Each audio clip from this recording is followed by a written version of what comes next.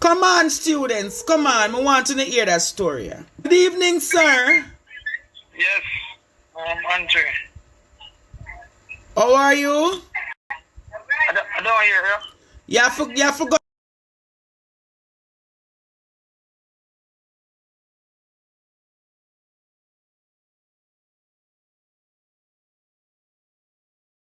somewhere where me can't talk to you because I can't hear you. What's your name? Okay, yeah, my name is Shabadin Peart. Shabadin Peart. Yeah. You're on my live. Tell Jamaica who Shabadin Peart is. What happened to you? Alright, during 1999, I was working at the Kingston Public Hospital as a porter. How old were you in 1999? 1999, I was 18 years old. So you're 18 years old and you were working at where? The Kingston Public Hospital as a porter. Oh, okay. Alright, so tell Jamaica what happened to you now. Yes, so while at work on the 14th of May 1999, while I was at work that day, I was on a 6-to-2 shift. I leave work. No, you were on the shift of 6 a.m. to 2 p.m. Yes, 6 a.m. to 2 p.m. exactly. Yeah, you have to talk clear in a cottage world. I hear you. You can't say 62 because it sounds like 62. Yeah, man, most definitely. So while on the 6 a.m. to 2 p.m. shift, I leave work. My work finished 2 o'clock in the day. So I leave work and I went home. While home, I did over there until I just go over the road. While sitting down with some other persons, them say a man die up the road by Curfew Road, right? While I was at Curfew Road, we went to Curfew Road to look at the man that died, and we saw that it was a security guard died. Then we come back down to sit down. While we sit down back the road, I see many radar car come and go away back and leave and go away. While radar car them leave and go away, about 3 more radar car come. Anyway, we still sit down there. I'm going to see when the officer come and say, we must go in at the Jeep. So we're going at the Jeep. They took me to the Admiral Town Police Station. That was next to where I'm living. So the Admiral Town Police Station. Then they take me into custody. They said they're going to check me out. All right. I gave the policeman my ID. I gave him my name. I gave him my mother name. I gave him all the information that they asked me. He said to me, they're going to check me out. As soon as everything good, they will let me go the next day. While there, so the 14th of May, the Friday come done, me not hear nothing. The Saturday come done, me not hear nothing. And the 18th of May, they come and they charge me for the murder that took place on the 14th of May. After Inspector Asban Wright charged me, that was in charge of the Crossroad Division to the Matilda's Corner Police. He was in charge. After he charged me the 18th of May, he come back and question me on the 19th of May. But he never know now, same breach my rights by charge me for offense the 18th and come and question me back on the 19th of May. So that is where the breach went. Anyway, them go on with it. I go to court, them set a court date, go to court from half a tree, then them send it off to the Home Circuit Court. While going to the Home Circuit Court, on the 10th of July year 2000, I were tried in the Home Circuit Court by a 12-member jury. Miss Paula Llewellyn, that turned the DPP now, she was the head prosecutor in this case. So you said Miss Llewellyn, the DPP now, was the prosecutor against you? She was the prosecutor against me in this case. Mm-hmm. All right? While she was the prosecutor in this case against me now, my lawyer that me did have representing me at the time, named Miss Janet Nazareth. Anyway, she asked me, while I was in the dock and whatever, she questioned me. I answer all her questions. She look at me and she tell me, say, Mr. Peart, you know, say, I know that it's not you who do the murder. The female like how the police say, I know that it's not you who do the murder, but we need you to tell me. So here what them do now, after trying now, she telling me that Miss Paula Llewellyn tell me that me could make a mitigation plea I'm plead guilty, and she would give me 12 years before parole. Me said, no. What you say them say? She said, I can make a mitigation plea to plead guilty on I you serve 12 years. And she tell me, say, I can get 12 years before parole. And I tell her, I said, no, I cannot plead guilty upon something that I don't do, because me know me innocent and me in my job as a porter working. And when that occurred, no, I don't plead guilty. Anyway, them going to the jury room, and while the case were trying, they found me guilty. So they sentenced me to death on the 10th of July. When I came out of court, it was about 9:30 in the night, or 9 o'clock. So you were sentenced to death? Yes, I was on death row. You were on the death row, you were the death penalty? Yes, I was on death row year 2000, the 10th of July. That's the day that I get sentenced. But they took me to prison the 12th of July and the Wednesday. So when I just get sentenced by the Home Circuit Court, they carry me go to Central Police Station. That is where they keep me until when the Wednesday come, when the documents ready, then them carry me go to Spanish Town, death row.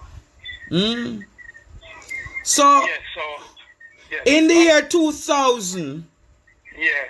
you were sentenced to death in, where you say, life imprisonment or death row? No, death sentence. Death row I was on.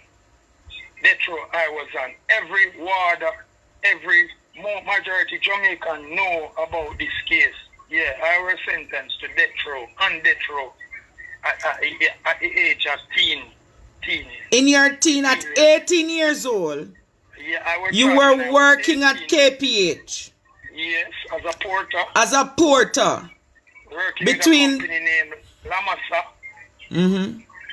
Yeah, working with a company named Lamasa, and they picked me up and charged me. So you were on the road and the police just pick you up and charge you and say, you commit the crime? Yes, they says me. So you're saying the police never do no forensic and say you not have no gun or nothing? Did you have previous history with the police? No, and never yet. And when him take me into custody, I was even saying to them, so why you don't come and check my house? Why you don't? Them don't swab me hand.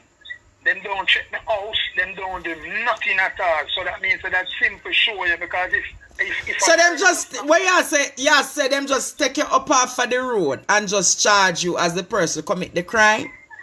That commit the crime that occurred the same night. But what I'm saying, if you take me up off the road, you're supposed to swab my hands, because gunpowder residue must be on my hand, or check my home, something. Because I tell you that I work at the Kingston Public Hospital. I gave you my address, I gave you everything about me, I gave you all the information about me, and you still went on with the case and you charged me for the murder on the 18th of May now. So on what basis did they charge you for murder though? Alright. It was alleged that a lady named Miss Claudette Noel, she lives on Lower Ivy Road where me live. I did have a girlfriend by the name of Debbie that time. The policeman used this lady to come and say she hear when them couldn't say them saw me, because she know she never see me do nothing. So the policeman used her to come and say them a bill a case, so them come and tell her that come to court and say you hear when. But true, them never know say hear when evidence cannot work a privy council. So when find out they hear when evidence, so the policeman inspector gave her. You're not wait no man. Ma ask you how them come by if it says you. How them come by to say it's me? Well, yeah. Well, what really happened then? Them say a youth named Dean like me, he have the same name, is Dean killed the man, but my name was Shabadin. So them say it was a youth named Dean that killed the man. So somehow, through probably him named Dean, the person that them say commit the crime, and me named Shabadin is my right name. So that is how them the entangle with the names then get mixed up. No, sir. Yeah. So in 2000 now, you say you were prosecuted. Yeah, I was prosecuted by the Home Circuit Court, Court 1. in front of Judge Wesley James, and the prosecutor was Miss Paula Llewellyn now that turned the DPP. So after you got prosecuted, what happened after that? How many years you were in the prison? In prison, I served 12 years, 5 days in prison. 12 years, 5 days. 12 years, fully straight calendar year, 5 days before I come out back. So when I went in there, year 2, while I was in custody from 1999, I didn't get to come back around until 2011, the 20th of May. So how did you get to come out of prison? What? All right. Like what I do to come out. All right. What I do to come out now. While on death row, you cannot make 14-day pass. So during the 14 day, I appeal to the Court of Appeal out here in Jamaica. It's tried by a panel of judges, Judge Makala, Seymour Panton, a couple other judges, and it was supposed to try like a case where it normally takes 5 days. They were looking through my case for 4 years and I do. So while appealing to the Court of Appeal out here, them were supposed to look through this case 5 days, and it took them 4 years and when I was in the prison death row, then send back a letter to me. They called me by the superintendent office upstairs, and when they send back the letter, they eventually end up now while sending back the letter, they were telling me that I lose out my appeal. So while losing out my appeal to the local Court of Appeal, that is when I appealed to the Privy Council. So how it reached to the Privy Council? Alright, how it reached to the Privy Council now. Before it reached to the Privy Council, the Court of Appeal, the local Court of Appeal out here would have to dismiss it. And then I write to a lady named Miss Juliet and Ori, solicitor law firm. So I stay from prison where I was and write to Miss Juliet and Ori. She's a solicitor law firm in England. And she put a lawyer on it named Mr. Stephen Leslie.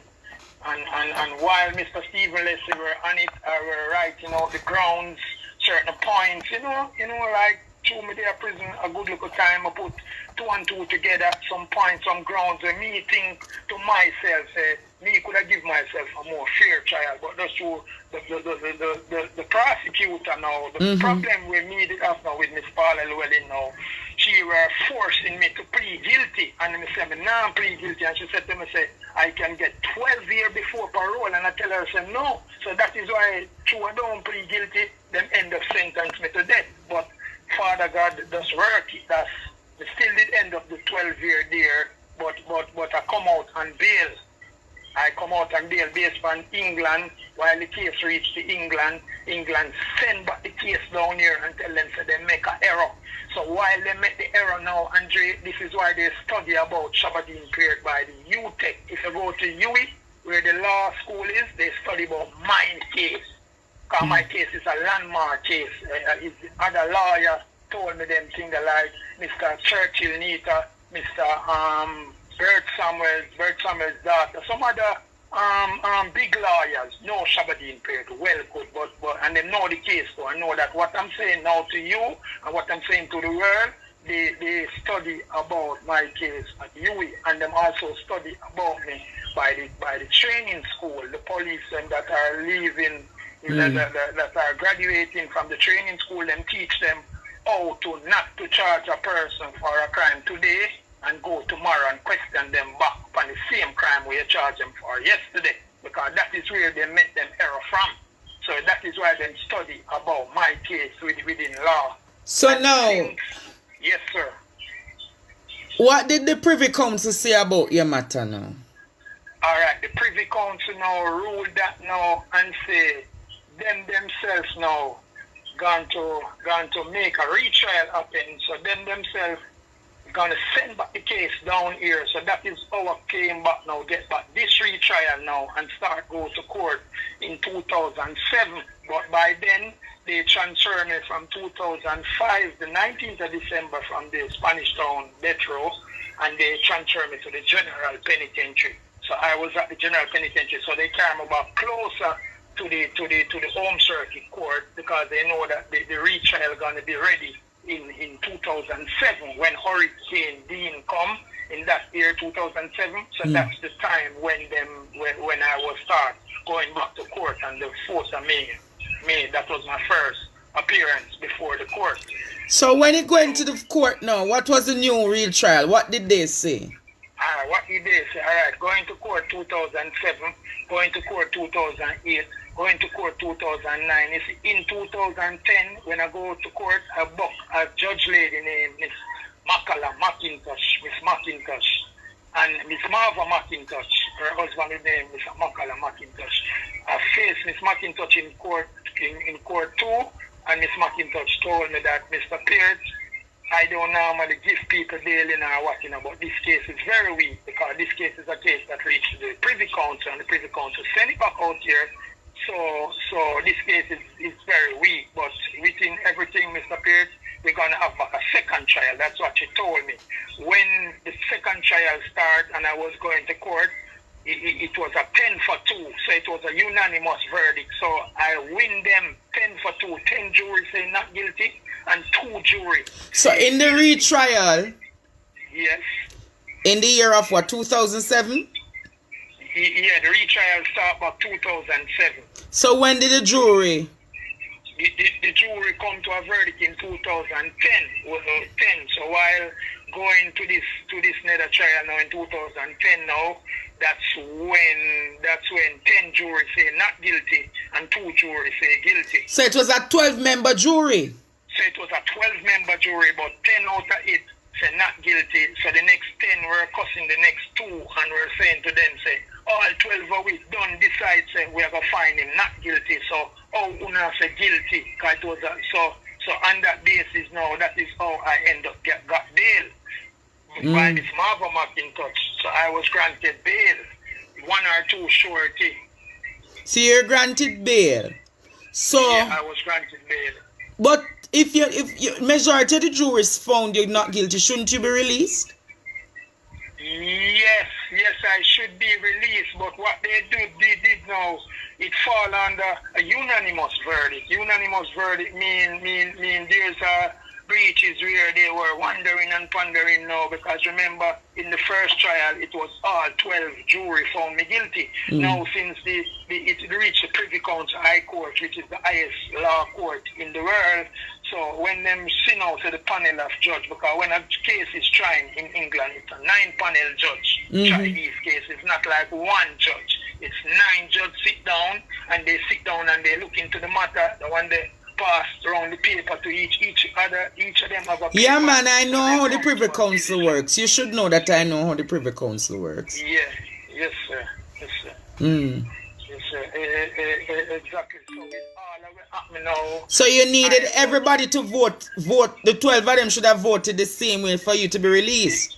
Yes, for me to release, but so it became a hung jury. There was a hung jury. That was a hung jury going on down there. So because that now there was an uproar upstairs in court. They're nice. Because the next 10 jury them now start cuss the next 2 them now and I say, all we decide say we are gonna find Mr. Pierce not guilty based on the evidence. England. Yeah, based on the ruling that came from England. Based on the ruling that came from the High Privy Council Court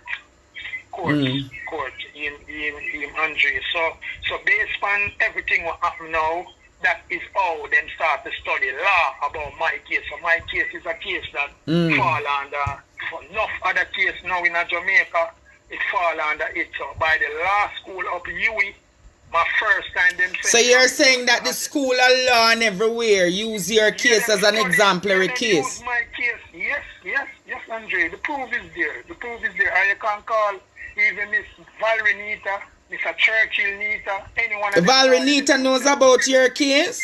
Valerie Nita knows about my case. Good. Valerie Nita. And if I should ever call Miss Nita, she will be able to verify all of the things that you say? Yes, she will be able to verify me, she, and even Mr. Churchill Nita. So even Churchill Nita know about your case? Yeah, man, Churchill Nita know about my case. Good, I can give you my number now. I can give you his number now. No, I don't need Miss Anita number, my good man. Okay. So I want to know now. Yeah. So you were 18 working. Yeah, working with La Massa Company. La Massa Company as a porter. Yeah, And working with the nurse next and day you're doctor. being told that you're a criminal, right?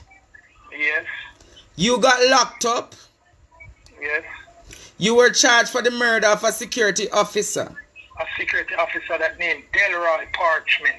So you were charged for the murder of Delroy Parchment. Parchment, yes. You're saying there is no evidence that could have linked you to the crime, but you were charged for the murder. Yes, Andre. And Paula Llewellyn was the prosecutor for the... Was the prosecutor at that time, Mm-hmm. at that time in this matter in front of a judge named Wesley James. And Wesley James died the other day. I thought he's sick and died. And you're saying that Miss Llewellyn was trying to convince you to get what? To plead guilty, to make a mitigation plea. Yes, to make a mitigation plea. Yes, she want me to plead guilty and said yes, it's me do the murder, and she compromised, and as I say, she gonna make me get 12 years. 12 years. So she wanted to give you 12 years for the murder so you could be released after. So I could release after, by the time 12 years after parole, I could get some parole. But me tell her, say, me not do no crime, so me not plead guilty. So that is how they come together and sentence me to death.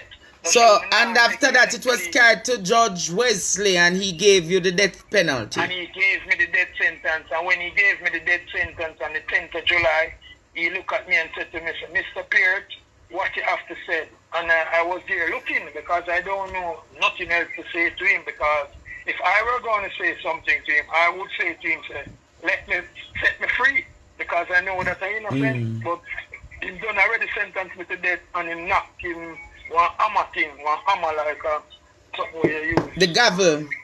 The gavel, yeah, whatever it is, yeah. So this took place in Court 1, year 2000. So at this time now, when I just get the sentence now, I am just 19 years old, but I come in custody from I were 18 years old. So in your teens, you basically spend most of your life in prison. Most of my lifetime, all of my teen life, like me 18, me 19, me 20, 21, 22, 23, 24, 25, 26, come right up at 2011, the 20th of May, I come out on bail, because what they do now, after they gave me bail now, they thought I was going to jump the case, but I go to court till the case finished. But the major thing that took place in this place is like the public defender, where someone was supposed to defending the citizens. I went there, I went to Miss Caroline Gooms, the human rights lady. So you went to Jamaicans for Justice? Jamaicans for Justice. You went to the public defender. Who you went to at the public defender?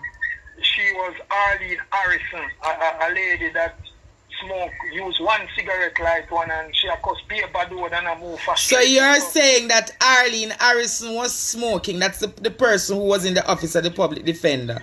Yes, she was using one Masaran light in one, and she was just smoking. She was smoking and she was behaving quite rough, like she don't want to see me. You know, when you're running somebody, it's like I say. So you're saying the office of the public defender? Yes. Basically show you disdain and scorn. Yes, exactly. They are doing things to run me away, so I just get so frustrated. But at that time now, while I was coming back to one from now, I was living in Montego Bay. Never did live in Kingston them time there. Because the lady that bailed me out, she was from Montego Bay. Place named Cornwall Court. Yeah, Cornwall Court in Montego Bay. So that is all, because I end up get bail out so long I did and then thing that nobody know really bail out, man. And me, one day I did dead here and I just did make a link and thing and book a lady, and she was willing to help me, and she just bail me out. Because she said she know that I'm innocent, so she bailed me. So when you come out of prison now, when you went to the cop, the public defender and Caroline Gomes, what was the outcome of that? Alright, when I went to there, so to state to them that we need to get a lawsuit on the table, because, you know, we just don't know that we know, so we win the case. So we were saying we want to plan together, because them always tell us that if you are trying to sue the state or trying to sue something, you have to start from the public defender. But Miss Harrison. Harrison behave. Oh, she behave every time when me go there. She cuss up a lot of bad word and she smoke cigarettes, so I just get fed up and just don't go there back too much. Too much, you understand? Because every time I go she me see and we go down to get to business and come like somebody in the bigger heads in the government officially did a tell her say black this thing, yeah, behave this way, smoke cigarette. You're not supposed to smoke and a cuss bad word. Me come to deal in my case because I'm me I try because I tell you I lost my mother, I lost my job, the amount of money me lose everything. I'm just telling you, my mother died in 2019, still, you know. But my mother was a good lady that grew me up good. We never used to go to high school, but my mother always teach me honesty. Working is the best. So even though I stopped at school from 7th grade, I learned fridge work around a man named Mr. Henry until me that work at Muscles Jamaica Limited. Spent about a year at Odessa, and my last job with me do was KPH as a porter before I go into custody, before they take me into custody and take away my freedom. Because they know that I didn't kill nobody. Even the girl that come give evidence on me, I saw her even last week. She do here downtown. So this is a girl that named Claudette Noel, and she tell me that Shabadin, I'm so sorry. I'm said to her, I say, I forgive you. Because so even the same person who was crown witness against you. Yes, I saw her like every other day downtown. She do here. Yeah, she do here downtown. And she told me, I told her that I forgive her, and she tell me, say sorry. And she tell so me, my question is, yes, where do you go from here? Were you compensated by the government for the years of loss? No, I never get to compensate it because what they do now, they use as tragedy now. They first make sure that somebody tamper with my birth paper. So they lock down my birth paper. So if I come a road, I look for my birth paper, and I know I still can't get my birth paper. Yeah, but your birth paper is one easy thing to get. Once you get a good lawyer, the lawyer can assist you in. You don't have no family member who can tell you where your birth paper is. Well, what really occurred then is since the other day in this year, I come across my sister, and when I come across my sister now, she's the biggest one out of the whole of us. Then give me some sheet of things. So I go to the RGD and I pay 12,000 there, and then tell me I have to wait now from 6 months to a year before me can get it. So my sister sign up some documents. My other bigger brother in sign up some documents too. So it's like it's a third party have to sign up the documents. And my sister is 10-year-old older than me, so she must have to sign up the documents. So still doesn't have a birth paper. So because you don't have a birth paper, you can't sue the government. That's what you're saying? No, that's not. So I'm gonna ask you. I'm gonna say this to you. Yes. You say you have access to men like Churchill Nita. And you're saying that you don't go sit down with Churchill Nita or Valerie Nita for them to help you with the case so you could sue the government and get some compensation? But what them do now, them say the statutory of limitation has passed. The 6 year has passed because through them time they now all in Harris to them. A delay, I go there the case finished 2012. I went there. Oh, so the statutory is that you have 6 years to sue the limitation has passed, yes, 6 years has passed. So true, she delayed, Miss Arlene Harris, she delayed me 2012, she delayed me 2013, she delayed me 2014, right up till when she did, I don't know whenever she did stop, but I need to get fed up because she has cost so much bad word and she has smoked a cigarette and this cock up and every time the boy Shabadin period are coming and so I can't bother with this boy and fling them the documents and so by me you know as a young youth. And you're saying that this is the office of the public defender? This is the office of the public defender. She's a brown lady with her hair kind of look curly. Big woman, big respectable woman. Because he's a man that love my mother, you know. Anybody who know me can tell us that even when my mother get old, I me that clean her shit out of the tree away. The tree picking my mother get, and me was the one that come end up there, her bedside before she died in 2019. Because that lady could visit me straight to prison and run for me. So Miss Arlene Henry was supposed to make a step towards the lawsuit because. So you're saying that Arlene Harrison? Yes, Cosbadod. No, it's not. So you're saying that for the 6 years she frustrated you, so you just stop going to the office? She frustrate me too. Me just stop. So make me stop going to the office now. Based for now, she frustrate me. Yeah, based for now, she frustrate me. I'm telling you the truth. I'm telling you the truth. And when I now reason with Miss Anita one day, and me I reason with another lawyer. So when me go down there, me I reason with another lawyer, and the lawyer look on the time, the lawyer is about to get the case done from 2012, and based on 2012 till when me they go down there, 2020, 2019. So I think the COVID is coming, but before that, the lawyer was saying to me, say the statutory of limitation has passed. So I then make it pass, Miss Arlene Harrison, as somebody that they approve my 100. Believe you me, I submit the statutory pass because these are you to me help write about my case in prison. Nobody is not to help me. I mean, write all these letters, send them go to the lawyer. Me even write out some grounds and some points and to make the lawyer argue on them during my trial at the Privy Council. That's the man asked me, say, if me ever go to high school, and I tell the man, no. The man said to me, say, he's one of the most intelligent inmate ever seen in custody, leaving GP or Spanish Town. That's what the man tell me. And I'm telling you. So, yeah, you understand? So, even though I never finished school, I still did have a little knowledge and them thing about the thing, but just show them a fight with them, a give you a whole fight. You know what I'm going to say to you, though? Yes, Andre. I want you to go to Miss Valerie Nita's office this week for me. Yes.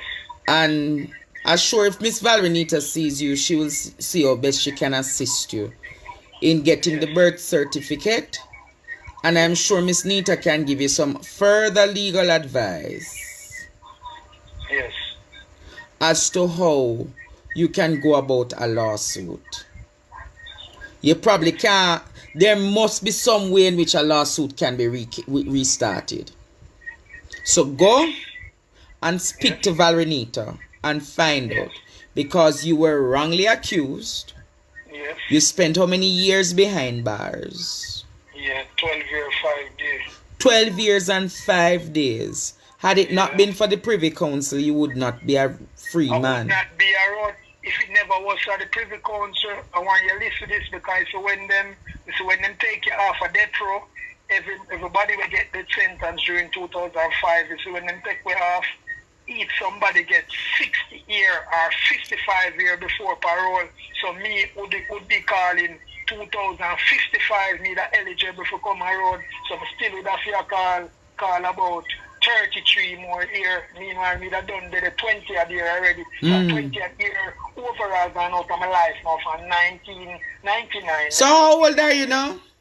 I am 41 years old. So you're 41 and at 18 your life became a misery. Yes. Yes. Never at the point you say you walk with your friends, go up to look at the dead man. To look at the dead man, walk, come back down, come sit down.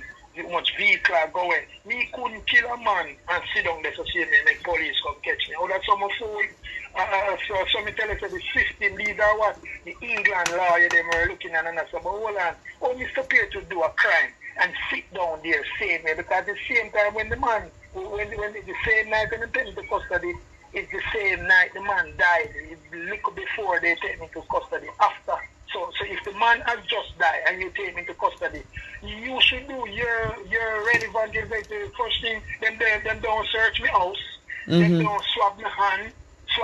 If you say, alright then, you know what, in the kill a man, come. We carry go to the Admiralton police station. We're going to swab your hand. Because we must find some gunpowder residue. They don't search me house. They don't search nothing. They want to take away my ID from me. So they take away my worker's ID from me. That Mark Lamasa to show that I was a porter. Because I was working with the nurse and the doctor then right through. Wow. So what do you want? So how are you coping? Have you been able to get to work? Oh, I mean, no, I can't get no work at all because everywhere I go to look for a job, they want to employ me, but I have to have the birth paper. The birth paper could get the TRN and the NIS.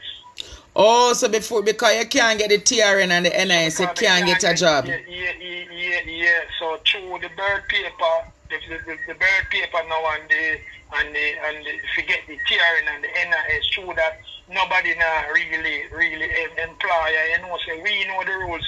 Me now go out there go thief, cause them know that me is not no criminal, me is not no thief. Me